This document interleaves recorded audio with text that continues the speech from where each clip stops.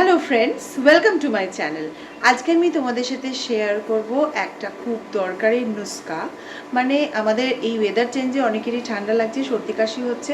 তো এই সর্দি কাশি থেকে বাঁচার জন্য কাঢ়া বানানোর একটা খুব সিম্পল টেকনিক তোমাদের সাথে শেয়ার করছি। এটা খুব হেল্পফুল, তবে এটা মনে রাখবে যে তোমরা টানা 3 দিনের বেশি এটা খাবে না এবং খুব অল্প পরিমাণে এটাকে নিতে হবে।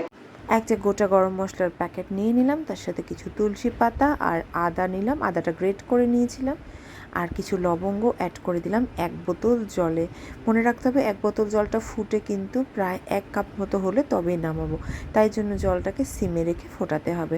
পুরো জিনিসটা যখন ফুটতে থাকবে, বেশ অল্প আছে অনেকক্ষণ ধরে ফুটে গেলে তারপর শেষের দিকে একটু তাল মিছরি অ্যাড করে দিয়েছিলাম। তারপরে সেটাকে ছেঁকে কাপে নিয়েছি।